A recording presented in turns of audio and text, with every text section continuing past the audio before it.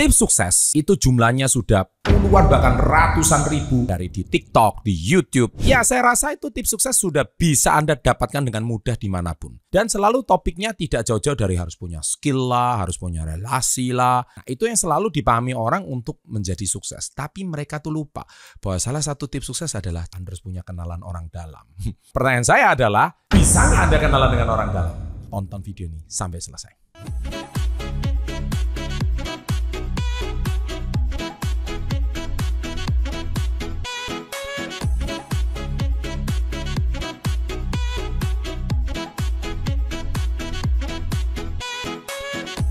Welcome to Success Before 30 Business and Financial Mentoring.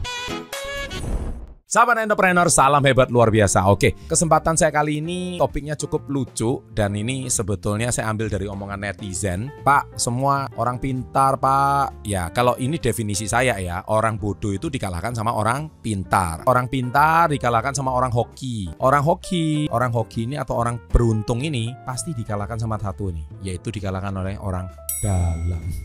Nah, kita bisa lihat ya, orang bodoh dikalahkan orang pintar kalahkan orang hoki dikalahkan orang dalam. Ya, ini sebetulnya saya yakin ada satu kutipan dari netizen yang saya ambil dan akhirnya saya jadikan topik hari ini. Dan tentunya Anda merasa, oh kalau memang orang dalam bisa mengalahkan segala-galanya, bisa mengalahkan orang pintar, orang bodoh, termasuk orang hoki, gimana dong cara kenalan orang dalam? Nah, kali ini saya buat topiknya tuh menurut versi ChatGPT. Saya nanya nih ya.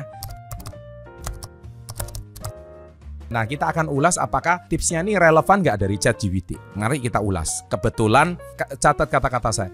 Di setiap handphonenya orang sukses, itu pasti banyak sekali nomor handphone orang sukses berikutnya. Nah, percaya sama saya. Karena saya percaya 5 orang terdekat itu akan menentukan siapa diri Anda. Karena termasuk 5 list handphone Anda itu juga 5 orang yang orang-orang penting. Kalau isinya orang penting semua, 5 orang itu pasti ada orang penting. Yang pertama adalah, jangan lupa ikuti acara dan konferensi. Jadi Anda itu join di organisasi atau acara. Di acara dan konferensi profesional biasanya tempat untuk bertemu dengan perkenalan orang-orang yang terbaik di industri Anda. Pastikan Anda mempersiapkan diri untuk kenalan, untuk menjelaskan apa yang Anda lakukan. Well, menurut saya ikuti acara dan konferensi ini, ChatGPT menjelaskan, menurut saya cukup benar tapi kurang spesifik. Nah, saya akan buat lebih spesifik versi saya, bukan versi ChatGPT. Menurut saya acaranya harus jelas dulu. Kalau acara cuma kondangan makan-makan, maka Anda nggak jauh beda. Mau orang dalam seperti apa, nggak bisa gitu. Tapi kita tahu Indonesia ini kan ada budaya yang namanya KKN, korupsi, kolusi, nepotisme. Saya tidak membenarkan itu, tetapi ada satu budaya yang namanya nepotisme. Nepotisme itu identik dengan orang dalam.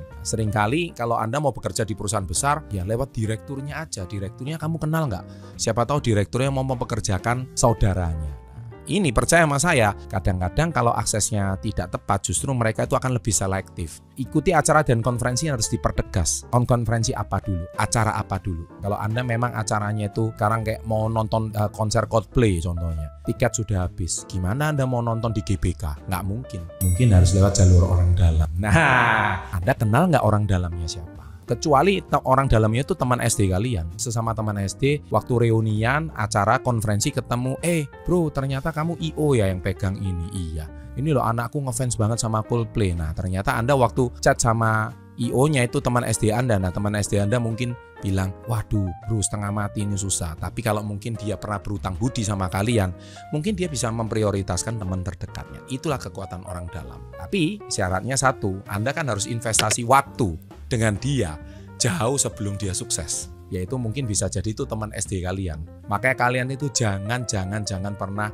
meremehkan orang itu dari latar belakang apapun. Karena kamu tidak tahu lagi dia 10-20 tahun dari sekarang dia itu bakal jadi siapa. Kita nggak pernah akan tahu. Bagaimana dengan kalian? Apakah kalian yang tukang bully atau kalian yang dibully? Kalau kalian dibully nggak usah takut.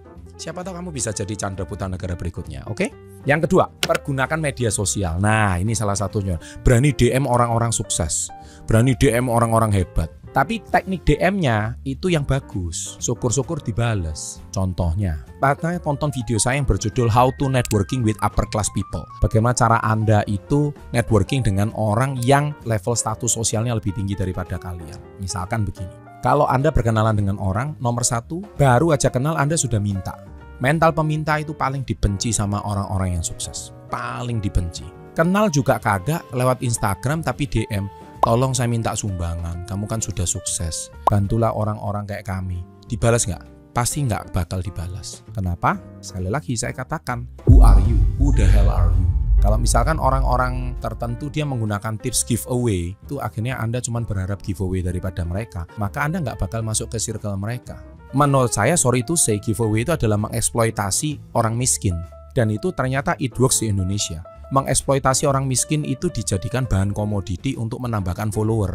Itu menurut saya, untuk meningkatkan traffic, itu mengeksploitasi orang miskin. Oke, sorry, mungkin Anda yang menonton ini, mungkin Anda yang tidak setuju, tapi itu sudut pandang saya. Jadi saya tidak pernah mau melakukan giveaway dengan cara seperti itu, karena mungkin bagi sebagian orang itu strategi bagian daripada promosi, tapi I won't never do that. Kamu tidak akan pernah mengeksploitasi orang miskin untuk dijadikan bahan sebagai konten gitu. Bagi-bagi duit di jalan raya, kayak siapa itu ya? Yang sekarang pakai baju Shopee itu, ya kan? Itu seperti itu. Itu menurut saya juga mengeksploitasi orang miskin. Tapi kalau Anda memang mau jadi orang dalam, kagak bakal. Karena orang dalam itu adalah Anda harus benar-benar punya value. Anda harus benar-benar punya nilai. Makanya naik value yang kedua adalah tawarkan Anda bisa bantu dia apa. Anda bukan cuma jadi minta duit sama dia, atau minta job sama dia, atau minta project sama dia, tapi Anda bisa tawarkan dia apa. Itu pun saya percaya nggak semua akan balas gitu, karena followernya jutaan. And siapa kamu? Jadi itu versi ChatGPT saya perjelas. Yang ketiga adalah bergabung dengan organisasi profesional. Yes, contohnya seperti GCI. Kebetulan saya sebagai advisernya GCI. Nah, di sini saya merekomendasikan memang organisasi ini luar biasa. Tapi di GCI sendiri juga ada biaya membershipnya. Kalau di GCI East Java yang kebetulan saya jadi advisernya di sini, membershipnya 1 tahun sekitar 3,5 sampai 4 juta rupiah. Nah, Anda harus willing to pay. Tapi ketika Anda gabung di situ, Anda banyak sekali kenal dengan orang-orang yang luar biasa. Saya yakin anggota-anggotanya juga pasti pemilik ini, pemilik ini, pemilik ini, pemilik ini. Jadi suatu hari kalau misalkan Anda mau pergi ke resto apa gitu ya, Anda punya nomornya. Kalau Anda nggak mau antri, Anda tinggal chat ownernya. Halo, apa kabar? Kita pernah networking di sini. Ayo welcome. Anda bisa lewat orang dalam kan? Nah, jadi mendapatkan nomornya orang sukses itu salah satunya gabung dengan organisasinya. Yang keempat adalah mentoring dan magang. Saya setuju. Menjadi binan atau magang di sebuah perusahaan dapat memberikan Anda kesempatan untuk belajar dengan berkenalan orang-orang yang sudah sukses di bidang Anda. Ini memang betul versi ChatGPT. Pertanyaan saya adalah, apakah orang sukses itu mau mementoring Anda? Yang kelima adalah membangun reputasi yang baik. Itu jelas. Saya rasa reputasi yang baik bukan cuma di dalam dunia nyata, termasuk dunia maya. Karena reputasi Anda akan menentukan Anda itu siapa. Kalau Anda punya portofolio atau Anda punya rekam jejak itu sangat sekali tidak baik, itu menunjukkan bahwa Anda punya kualitas dan karakteristik zero. Tapi kalau reputasi Anda baik, Anda yang dicari sama orang dalam. Yang keenam adalah bangun hubungan secara personal. Selain membangun hubungan secara profesional, penting juga membangun hubungan secara personal. Orang biasanya lebih suka bekerja dengan mereka yang suka dipercayai. Kalau Anda bisa menjadi orang dalam, itu adalah betul-betul Anda punya hubungan personal. Contoh, Anda menjadi supir pribadinya, Anda menjadi asisten pribadinya. Ya, itu betul-betul luar biasa. Itu tidak mudah Anda punya kesempatan seperti itu. Nggak setiap orang punya kesempatan seperti itu. Dan yang ketujuh adalah berikan kredit kepada orang lain. Bantu orang lain sebisa mungkin. Mentalnya itu memberikan giving dulu. Saya juga sudah ajarkan di How to Networking with Upper Class People. Berkenalan dengan orang sukses, Anda memberi dulu. Saya punya seorang teman namanya Pak Tommy Wong kan, yang juga pernah saya podcast di Level Up. Pak Tommy Wong itu pernah suatu hari dia itu mau melamar kerja. Dia ngomong sama bosnya, Bu, gak apa-apa, Ibu gak usah gaji saya cuci piring. Lu buat apa? Dia bilang, gak apa-apa Bu, saya bantu. Karena saya kasihan dia cuma satu orang. Kira-kira bos mau nggak mempekerjakan karyawan yang tidak perlu digaji lu, tapi dia mau memberikan dulu. Kalau kerja saya nggak bagus, saya nggak perlu digaji, saya akan mengundurkan diri. Tapi kalau kerja saya bagus, bos silakan mau pakai saya atau tidak. Jelas. Itulah salah satu teknik networking dengan upper class people.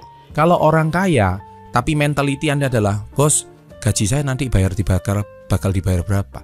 Anda akan bersaing dengan ribuan orang yang mendaftar lamaran pekerjaan. Dan itu pun Anda masuk, itu mungkin di jabatan yang paling bawah. Anda mau berkenal dengan orang yang paling atas atau orang dalam, kagak bakal bisa. Itulah sebab saya percaya di sini, Anda harus bangun kepentingannya. Niscaya Anda akan mendapatkan akses berkenalan dengan orang dalam. Demikian tips versi ChatGPT yang sudah saya sempurnakan.